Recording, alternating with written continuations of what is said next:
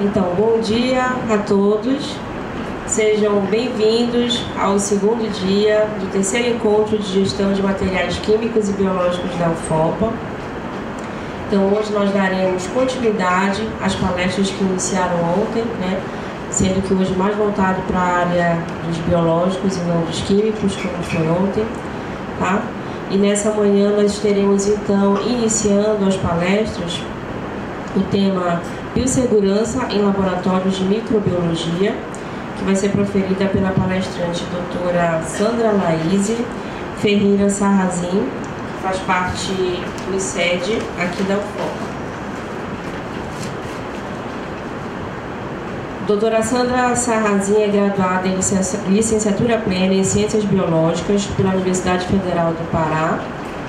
Tem mestrado em Recursos Naturais da Amazônia também pela Universidade Federal do Oeste do Pará e doutorado em Biodiversidade e Biotecnologia pelo Programa de Pós-Graduação da Rede Bionorte e pós-doutorado em Biologia Molecular. Atualmente é servidora técnica do Laboratório de Ensino de Biologia, vinculado ao Instituto de Ciências da Educação do Programa de Ciências Naturais e atua como docente permanente dos programas de pós-graduação em Ciências da Saúde e no programa de pós-graduação da Rede Bionorte. Doutora Sandra desenvolve pesquisas na área de fitofarmacologia, com ênfase em produtos naturais, com atividade antimicrobiana, anti-inflamatória, antinociceptiva, antioxidante e antimutagênica. Sua segunda linha de pesquisa envolve estudos sobre o perfil epidemiológico de populações expostas ao mercúrio na região do Baixo Amazonas. Doutora Sandra, a palavra fica com você a partir de agora. Seja bem-vinda.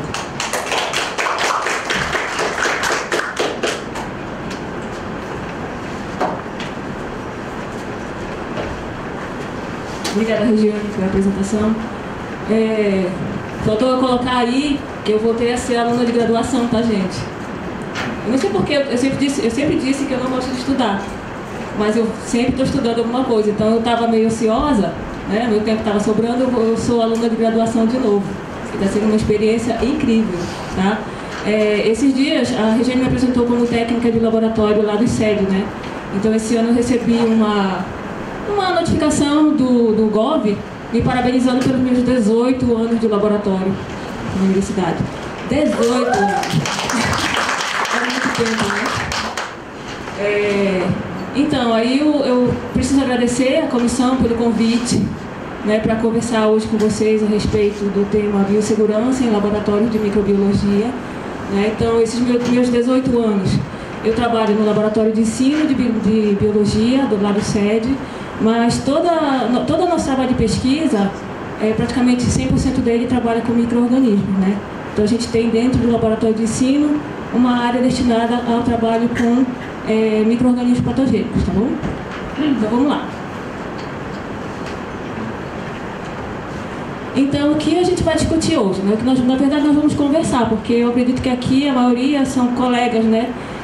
De laboratório, assim como eu. Então a gente vai ter não uma apresentação, mas uma conversa sobre o tema, tá bom? O objetivo da apresentação, o que é a microbiologia, né, para a gente começar, os laboratórios de microbiologia, a importância deles, a definição de biossegurança, que é o tema da palestra, e falar sobre um breve histórico das questões de biossegurança aqui, tá? Então, nossos objetivos hoje, né, aqui com essa palestra é informar sobre os riscos associados ao manuseio de agentes biológicos e químicos, aumentar a consciência, principalmente aumentar a consciência sobre a importância das práticas de biossegurança, principalmente dentro dos laboratórios de microbiologia, explicar os diferentes níveis de biossegurança e as medidas específicas associadas a cada um desses níveis, enfatizar a importância do treinamento contínuo e atualização regular de conhecimentos sobre biossegurança e ressaltar a importância da biossegurança não apenas para a segurança dos trabalhadores do laboratório, mas também para a proteção do meio ambiente e da saúde pública, ok? Então, conceituando aí microbiologia, né, logia significa estudo, então seria o estudo da vida microscópica, né? Então, aí a gente inclui nesse ramo, bactérias, vírus, fungos, protozoários e alguns tipos de algas também. Tá? Então, a microbiologia ela abrange as seguintes áreas, né? Então, quando a gente fala das áreas, a gente vai associar essas áreas ao tipo de laboratório que trabalha com micro-organismos, ok? Eu acredito que dessas áreas aí, a única que nós ainda não temos na UFOP é essa primeira. Ainda não temos, porque a partir do momento que vier o curso de medicina, né, a gente vai ter esse tipo de laboratório aí de microbiologia médica, tá? As demais são ambiental, industrial, veterinária e agrícola. O nosso laboratório lá do ICED, ele se enquadra aqui, ó. Embora a gente chame de laboratório de microbiologia e não de microbiologia industrial, mas o que a gente faz se enquadra aqui no industrial, tá? Porque é um laboratório onde se investiga a utilização de micro-organismos na produção de alimentos, bebidas, no nosso caso de fitomedicamentos, né? Biocombustíveis e outros produtos industriais. Alguém aqui é de algum laboratório de microbiologia? Mas vocês trabalham com fungo. Mas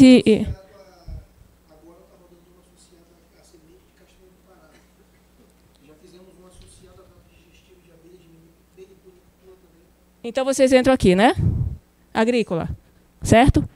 Tá, então, desses todos, o único que nós não temos aqui na universidade ainda é a microbiologia médica, tá? O laboratório de microbiologia médica. Mas, futuramente, em um futuro breve, nós teremos. Tá? Então, aqui, conceituando o que são os laboratórios de microbiologia, né? São aqueles ambientes de trabalho onde a equipe envolvida corre o risco de ser exposta a doenças infecciosas. Olhem bem, corre o risco de ser exposta a doenças infecciosas. Então, aqui, ó, bem aqui, vocês estão vendo, tem uma frase que diz o seguinte, que seria obrigatório todo profissional que trabalha com micro-organismos que podem causar doenças potencialmente infecciosas, muitas vezes letais, que deveria ser obrigatório o pagamento de insalubridade, certo? Se a gente for olhar aqui esse conceito, isso deveria estar escrito bem aqui, tá? Então, nosso tema de destaque, né, de hoje é biossegurança. O conceito de biossegurança. Existem vários conceitos de biossegurança, esse, para mim, é o mais completo, tá? Que diz que biossegurança é um conjunto de ações, técnicas e equipamentos voltados para prevenção, diminuição ou eliminação dos riscos inerentes às atividades de pesquisa, ensino, desenvolvimento tecnológico e prestação de serviços que podem comprometer a saúde do homem e dos animais, o meio ambiente ou a qualidade de vida dos trabalhos desenvolvidos. Desculpa, qualidade dos trabalhos desenvolvidos. Aí, bem aqui eu grifei eliminação dos riscos. Se a gente eliminar o risco, a gente vai ter que parar de trabalhar com determinado micro-organismo, correto? Na verdade, não existe eliminação de risco, né? Embora ele tenha sido aplicado em vários conceitos aí. O que existe é minimização desses riscos. Tá? A gente tenta minimizá-los ao máximo, utilizando aí as técnicas de biossegurança, mas eliminação só se você deixar de trabalhar nessa área. Tá? Então, quais seriam os... aqui tem um resumo daquele conceito, tá? De biossegurança.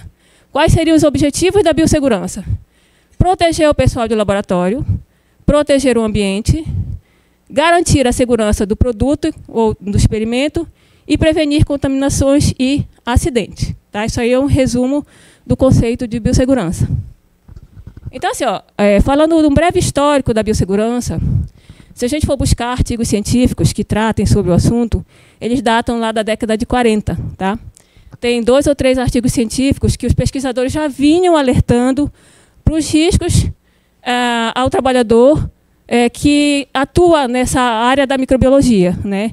Então, embora existam esses trabalhos, a importância da biossegurança ainda não era dada, né, devida atenção. Então, esses trabalhos são 3 trabalhos da década de 40, aí tem mais trabalhos aí que a gente vai encontrar na década de 50, 60, mas somente na década de 70 é que se passou a dar o devido valor à biossegurança, né? A importância da biossegurança, da aplicação de técnicas de biossegurança dentro dos laboratórios, principalmente dos laboratórios de microbiologia. E isso só aconteceu porque, nessa época aí de 70, foi quando surgiram, né, os organismos geneticamente modificados, né, os OGMs. Então, depois que os laboratórios começaram a trabalhar com esses organismos geneticamente modificados, é que os pesquisadores, os trabalhadores, passaram a dar a devida importância de se adotar técnicas de biossegurança para que os riscos de contaminação com esses organismos, que até então não se conhecia muito bem deles, né, não se sabia muito o que eles poderiam causar nos seres humanos, ou animais, ou plantas. E foi a partir de então que a biossegurança começou a ganhar destaque. Tá?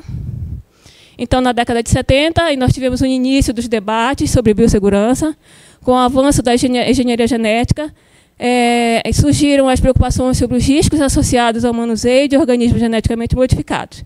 Então, nesse período, houve a formação de comissões técnicas em diferentes países, incluindo aqui o Brasil, onde foram criadas as comissões de biossegurança em saúde, tá? Para regulamentar e fiscalizar a biossegurança.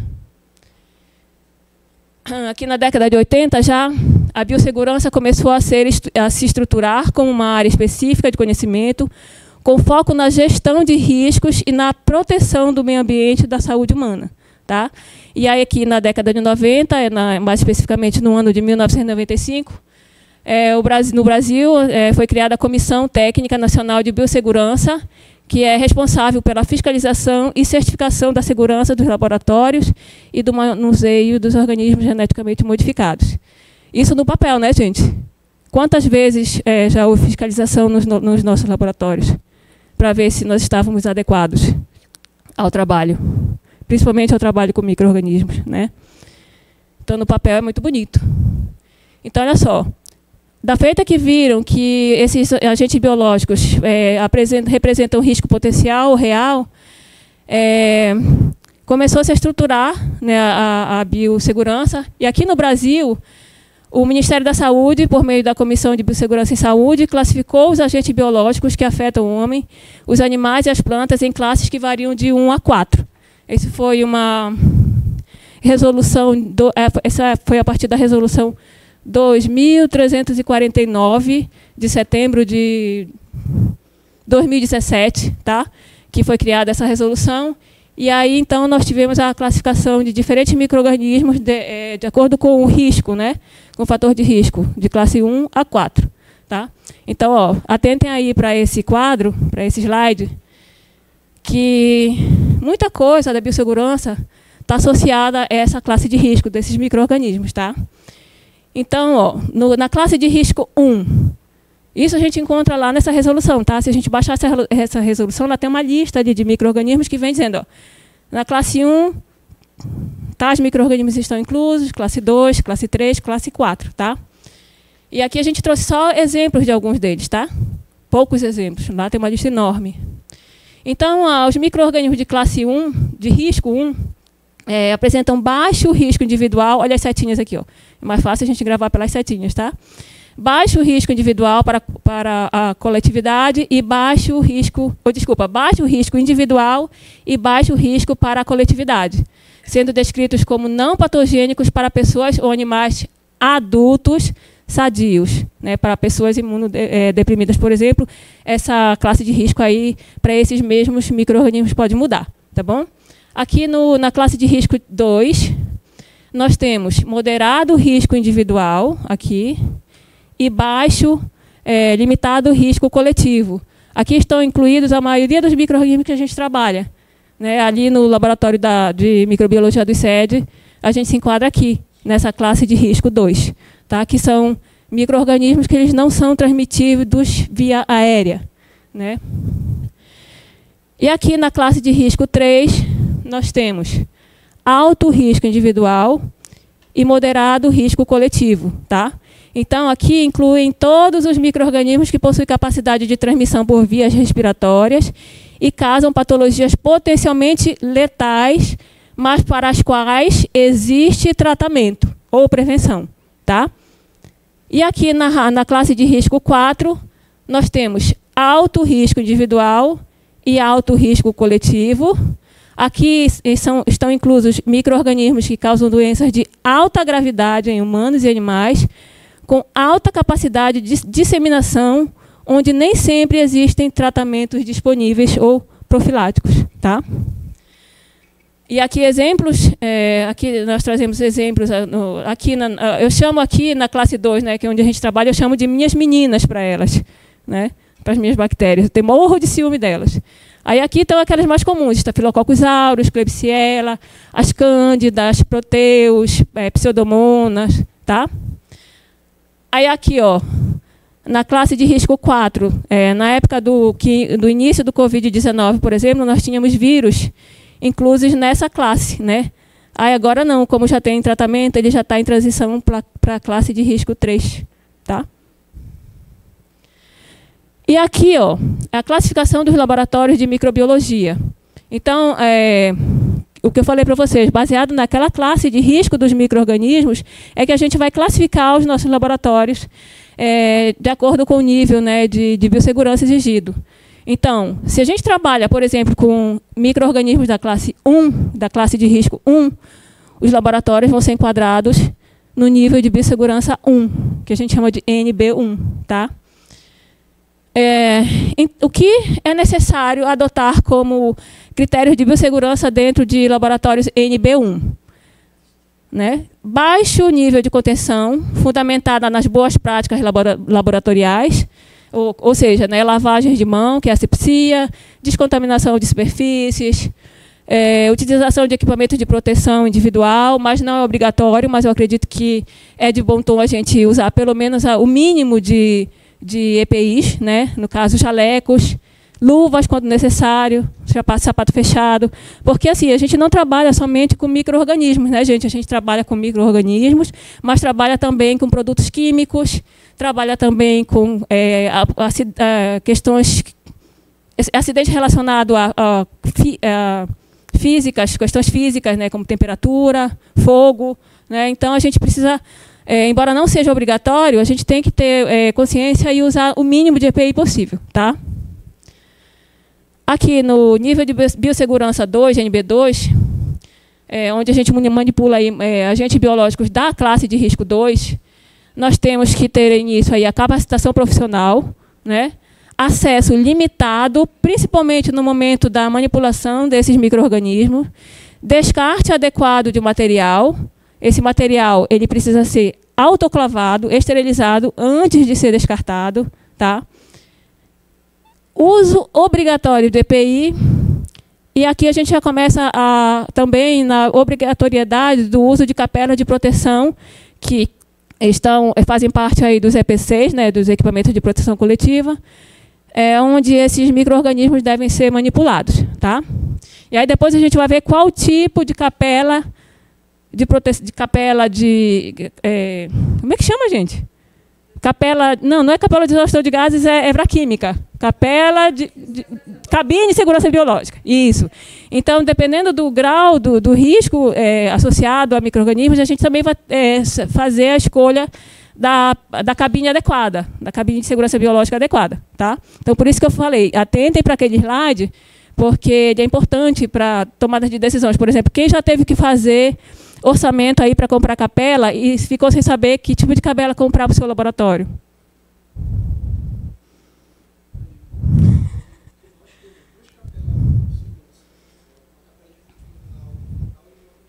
Sabe a classe delas? Sabe a classe delas? Exatamente. Então, a gente precisa saber qual é a classe da capela adequada para o risco que a gente... o nível de biossegurança do laboratório, a classe de risco dos micro-organismos que a gente trabalha, tá? Sim, mas elas têm classes. Elas têm classes, tá? Eu já passei por isso. Quando a gente fazia a lista, lá no início, a gente está fazendo lista há 18 anos, né, Sandra? Comprar, que é bom, mas há 18 anos a gente prepara as listas ali com os orçamentos, né? E aí lá no início a gente se deparava com isso. Que tipo de capela comprar? Né? Qual se adequa às práticas daqui do nosso laboratório? né? Aqui, o NB3, nível de biossegurança 3, manipulação de agentes biológicos classe 3. Né? Então, aqui, a utilização de cabines de segurança biológica, ela é obrigatória. O uso de EPI também é obrigatório. E aqui a gente já vai ter moderado controle de acesso ao laboratório. Né? Lembrem que da classe da UNB2, a gente tinha controle apenas no momento de manuseio, né? E aqui no NB3 não, a gente já tem um moderado controle de acesso ao laboratório, só entram pessoas autorizadas nesse laboratório NB3, está classificado como NB3. E aqui no NB4, o nível de biossegurança vai aumentar, né? Aqui ocorre a manipulação de agentes biológicos classe 4, utilização de cabines de segurança biológica, obrigatória, EPI obrigatório, esterilização de materiais antes de sair do laboratório também é obrigatória. Qualquer tipo de material, inclusive roupas de uso pessoal. Tá?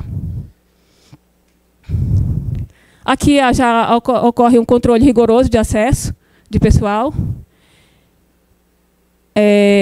E aqui a entrada e saída após só é permitida após o uso do chuveiro de segurança e troca de roupa. Tá? E aqui uma outra coisa importante, a equipe também já recebe um treinamento avançado, tá? Porque a gente está falando aí de micro-organismos de classe de risco 4, né? Potencialmente letais, né? Para os quais ainda não existe tratamento, o tratamento é limitado. Então, quando a gente fala em biossegurança, a gente se depara com vários conceitos, né? E um dos conceitos que são bem comuns serem utilizados é esse aqui, ó. Conceito de contenção, por exemplo. Quando a gente fala em contenção, a gente pode pensar logo em barreira física. Né? Mas não é só isso. A gente tem aí contenções que são classificadas como primárias e secundárias. Tá? Dentro da contenção primária, estão inclusas aí as boas técnicas de microbiologia e pelo uso de equipamentos de segurança adequado. Aqui, tanto o EPI quanto o EPC. Tá? Associada ao uso de vacinas. Então, vocês veem que aí não tem nada de contenção física. Né? Já que na contenção secundária, aí sim, é uma combinação de projetos de instalação e práticas operacionais. Aí a gente já começa a verificar a necessidade do laboratório ficar numa área um pouco isolada, né, onde não há muito trânsito de pessoas. Tá? E aqui é um resumo só dos elementos de contenção, né, práticas e técnicas laboratoriais exercidas por pessoal devidamente treinado, utilizando métodos e técnicas, procedimentos e práticas adequadas, uso de equipamentos de segurança, EPI e EPC, e as condições de instalação laboratoriais empregadas para manipular ou estocar agentes infecciosos. Tá? Aí, dentro das práticas e técnicas laboratoriais, nós vemos o seguinte, ó, adesão rígida às práticas e técnicas padrão de microbiologia, conscientização e treinamento para o manuseio seguro dos materiais. A pessoa responsável pelo laboratório deve fornecer ou elaborar treinamento adequado aos funcionários. Isso também não é de praxe aqui para a gente, né? E, além disso, desenvolver e adotar um manual de biossegurança que identifique os riscos que podem ser encontrados e que especifique as práticas e procedimentos para minimizar as exposições aos perigos. Também não é de praxe, mas assim, nós deveríamos adotar, né, essa medida de biossegurança. A gente precisa montar aí os nossos manuais. Nós temos ali no laboratório de micro do ICED, a gente tem o início, né, da montagem de um manual, ainda faltam muitas informações importantes nele. Tá? Embora a gente já esteja lá há um tempão. Né? Mas isso seria muito importante se cada laboratório conseguisse aí, desenvolver, né, o seu manual de biossegurança. Ainda nas barreiras primárias, né, aqui a gente já fala um pouquinho de EPC. Né, aí já inclui como EPC o principal equipamento de proteção coletiva, né, dentro do laboratório de microbiologia são as cabines de segurança biológica. Quase não sai o nome delas ainda agora, né, gente? A gente trabalha nela quase todo dia, tá? E o objetivo é proporcionar a contenção de borrifos ou aerossóis infecciosos, tá? Tipo 1, 2 e 3, são as classes das capelas, tá bom? Aqui, ó, vamos conhecer um pouquinho as capelas de segurança biológica, ou capelas de fluxo laminar, tá? Então, aqui, ó. Aqui, as cabines de segurança biológicas classe tipo 1, tá? Elas têm frente aberta, proporciona proteção do operador e do ambiente, mas não do produto, tá? As características: o ar é puxado da sala e filtrado antes de ser exaurido para o ambiente, mas não há recirculação de ar dentro da capela, tá? Então, quando a gente fala aqui, ó, não confere segurança ao produto, ele está exposto à contaminação, é porque esse ar é puxado aqui, ó, e não tem a circulação, não tem uma filtração para que ele volte, né? Então, a contaminação do produto ela fica evidente aí, tá? Aqui nós temos as cabines de segurança biológica classe 2, já um pouquinho diferente. Elas proporcionam proteção tanto do operador, quanto do ambiente, quanto do produto. Aqui a gente vai ver que tem circulação de ar. Elas são usadas em laboratórios de pesquisa e laboratórios de análises clínicas para manipulação de agentes de risco moderado, tá? Classe 2. Então, essa é a capela que a gente tem lá no laboratório, tá? Porque os nossos micro-organismos são da classe de risco 2, tá? Aqui o ar entra pela parte da frente e ele tem um sistema aqui que esse ar ele é impulsionado, e aqui nós temos os filtros que nós chamamos de filtro EPA, né? São os filtros de alta eficiência, né? Partículas de ar de alta eficiência. Então, esse filtro EPA aqui na parte superior da capela, ele filtra o ar que entra na capela e ele recircula, parte do ar ele recircula dentro da capela e parte do ar é eliminada para o ambiente, tá? Mas depois de filtrado. Só que essas capelas que são classificadas como 2, essa classificação ela é subdividida, tá? E aí vocês vão ver classe 2, A1, A2, B1 e B2.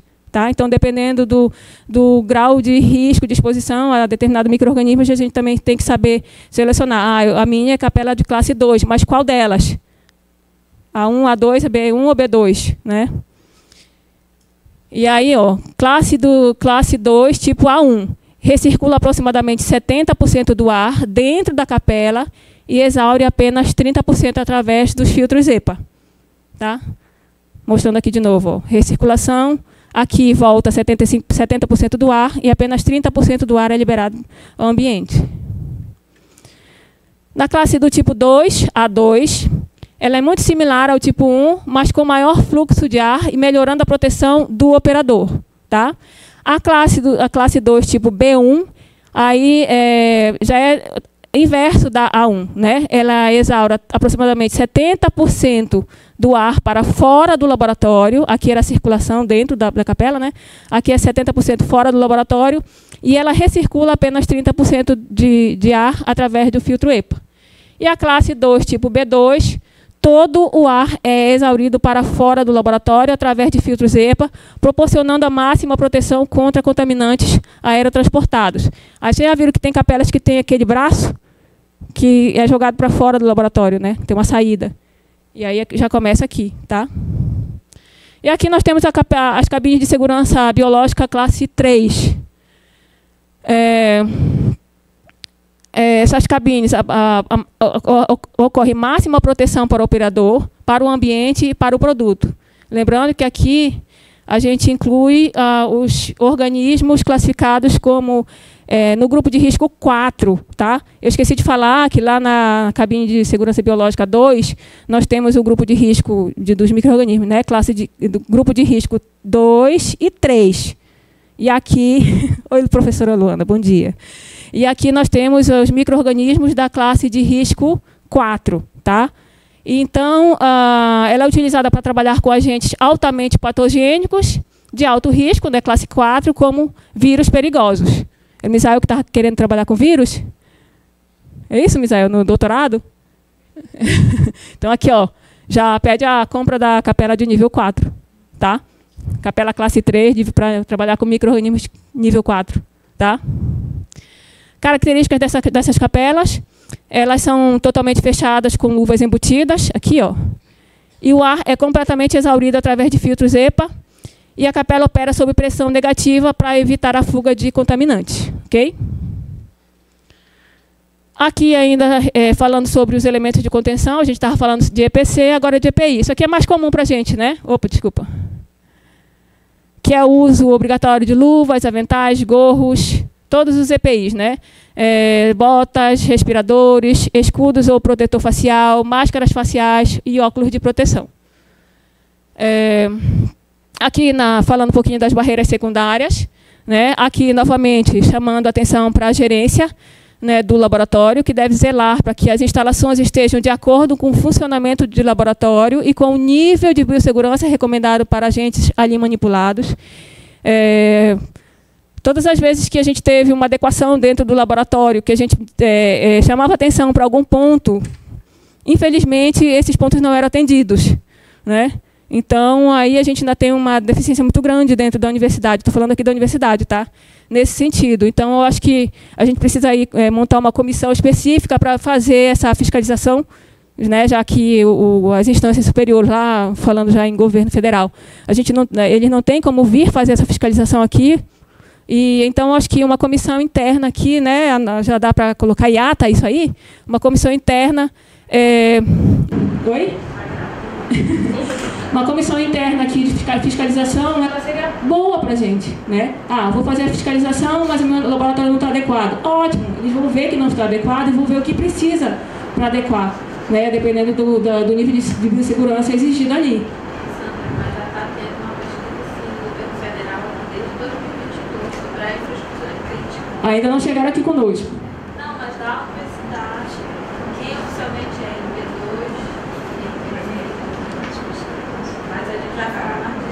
então beleza. Então ótimo. Já começamos a melhorar, né? Porque a gente está aí há um tempão, né? 18 anos esperando que isso aconteça. Que alguém chegue lá e diga assim, olha, vocês não estão adequados para trabalhar com esse micro-organismo, né? Com essa classe de risco, né? Então, se vocês não estão adequados, é importante que os trabalhos continuem, porque dali saem pesquisas importantes, então vocês precisam se adequar. E se vocês precisam se adequar, vai ter que liberar verba para isso, né? Então, isso é importante. Obrigada, Kátia, por essa informação aí, que fiquei já feliz com isso, tá? Aqui ainda nas barreiras secundárias, isolamento da área de trabalho para acesso ao público, dependências para descontaminação, né? Muitas vezes o autoclave continua ali dentro do espaço onde a gente desenvolve as pesquisas, as aulas práticas, e dependências separadas também para lavagens de mão, né? Asepsia das mãos. E aqui, fala um pouquinho das técnicas físicas, porque eu falei para vocês, né? A gente não trabalha só com micro-organismos no laboratório de microbiologia, né? Então, eu vou tornar a falar, a gente trabalha com produtos químicos e trabalha aí com autoclave, trabalha com bico de Bunsen, que isso aí chama. Então, a gente tem que adotar umas técnicas de biossegurança para utilização desses equipamentos também, né? Então, por exemplo, o autoclave. Quem conhece o autoclave, ele é uma panela de pressão gigante. Então, em algumas instituições, é obrigatório que quem utilize o autoclave, quem manuseia o autoclave, tenha um curso de capacitação específico para isso. Aqui nós não temos ainda. Anota aí, diretor. Tá? Então é importante sim, porque, por exemplo, eu quando uso o autoclave, eu não saio de perto dele. Eu fico sempre ali para observar. Como a gente não tem principalmente porque a gente não tem manutenção preventiva, né? Então essa questão da manutenção preventiva ela é muito importante também. Então a gente pode ter aí um autoclave com um manômetro desregulado, né? Com as estruturas estejam bloqueadas e entupidas, né? Então a gente sempre fica ali perto dele para eu acompanhar aumento de pressão e temperatura do equipamento, tá? E pode falar. Aquele autoclave de bancada pode ir dentro do laboratório? O ideal seria... O ideal é que todo o material que precise de esterilização seja esterilizado fora da nossa área de laboratório, né? Mesmo aquele pequenininho. Aquele pequenininho a gente usa não para esterilizar material contaminado, a gente usa para esterilizar mais aqueles materiais de trabalho pequenos, né? Vidrarias. Então, assim, mas o perigo dele é tão grande quanto aquele grandão, né? Aquele autoclave. Exatamente, o risco é o mesmo. É ter sala de esterilização. Sala de esterilização separada. Sala de esterilização onde é diferentes autoclaves. Um acidente lá no nosso laboratório, né? A gente estava no balcão. A gente estava com esse pequeno de bancada, esterilizando o material, só que eles explodiram. A nossa sorte foi que o jato de água quente não veio para a nossa direção, foi para a parede, mas foi buscando. Exatamente. Por vários motivos, a área de esterilização deveria ser isolada do laboratório de microbiologia. E agora, tá? recentemente, a gente estava testando um outro que já tinha sido dado problema, eles insistiram, tinha feito manutenção e a válvula de escape dele não estava funcionando, ele estourou de novo. Eu disse, gente, tem que aproveitar esse negócio, parar, porque eu particularmente não vou operar aquele. Exatamente. Então, e também, além do risco inerente ao equipamento, a gente tem as nossas boas práticas, né, de uso desse equipamento. Quem nunca estava atrasado e abriu o equipamento com ele ainda super quente e deu uma queimadinha no braço? Quem nunca? Atire a primeira pedra. Né? Às vezes a gente está com pressa ali, abre as válvulas e puxa, né, sem o devido cuidado. Então a gente tem que respirar fundo, né? Eu estou atrasada, mas infelizmente a gente tem que esperar, né? Esperar esfriar para poder abrir. E uma outra situação de risco, né, que a gente tem que levar em consideração, levando em consideração a biossegurança, né, no laboratório de microbiologia, na hora de manusear os meios de cultura que saem do autoclave, quentes, né? Aí mais uma vez, tá? O meio de cultura está super quente, eu estou atrasada, eu preciso verter nas placas, né, para poder eles solidificarem, que à tarde eu preciso trabalhar com essas placas sólidas. Quem nunca botou um vidro saído do autoclave, né, super quente, borbulhando embaixo de uma torneira, né? Então a gente precisa rever isso aí também, né, nas nossas boas práticas de biossegurança, né? Paciência, tá quente, espera esfriar, é o jeito, trabalha no outro dia, né? Então às vezes a gente sabe o que é correto e acaba fazendo o errado por questões de pressa ou outras questões aí envolvidas, né? Então por isso que a gente trouxe aí essa fala sobre a utilização de autoclave, e a gente aproveita para falar um pouquinho também da capela de fluxo laminar, né? A gente sabe que as capelas elas funcionam com a luz ultravioleta, né? E assim como a luz ultravioleta quebra, né, promove danos ali ao ácido nucleico dos vírus, bactérias, etc., ela também promove danos às nossas células. Então a gente tem que ter cuidado. Ah, mas eu estou de luva, vou abrir rapidamente aqui o vidro frontal e vou pegar esse equipamento rapidinho aqui que eu estou precisando. Tem um botão ali na frente que é só desligar, meter a mão, ligar rapidamente, né? Mas esse é um dos motivos também da gente se atentar, né, para as nossas boas práticas de laboratório, né? O que pode ser rápido ali, meter a sua mão rapidinho para pegar um equipamento, pode lhe causar um câncer no futuro, né? As técnicas químicas, a gente colocou aqui algumas substâncias químicas que são utilizadas aí no processo de esterilização, de equipamentos que não podem ir para dentro do autoclave, nem para a estufa, e nem para capela, né, para UV. Então, aqui a gente trouxe esses reagentes químicos para a gente falar que a gente precisa também ter a prática de montar as fichas técnicas de cada reagente que a gente utiliza no laboratório, né? Incluindo principalmente ali os riscos associados ao uso, né? É tóxico, é corrosivo, é cancerígeno, né? Então, e as medidas de prevenção, também no caso de acidente. Então, cada reagente que a gente coloca dentro do laboratório para utilizar, a gente precisa de uma ficha guardada ali numa pasta para em caso de acidente, a gente precisa consultá-los, ok?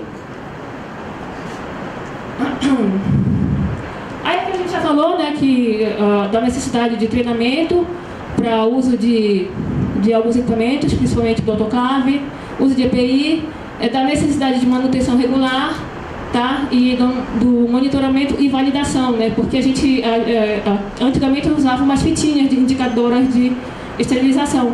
Hoje a gente não usa mais, mas também eu acredito que seria extremamente necessário, né, para verificar se realmente aquele material ali que a gente colocou para esterilizar, principalmente para descartar para o ambiente, se ele realmente está estéril, né, e não vai trazer risco para a comunidade, tá, depois de descartado.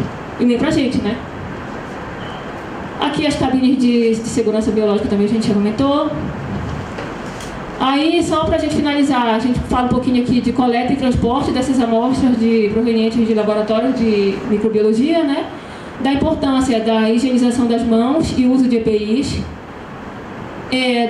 da embalagem das amostras em recipientes adequados para evitar contaminação e danos durante o transporte, e do uso de recipientes seguros e da manipulação cuidadosa dessas amostras, tá?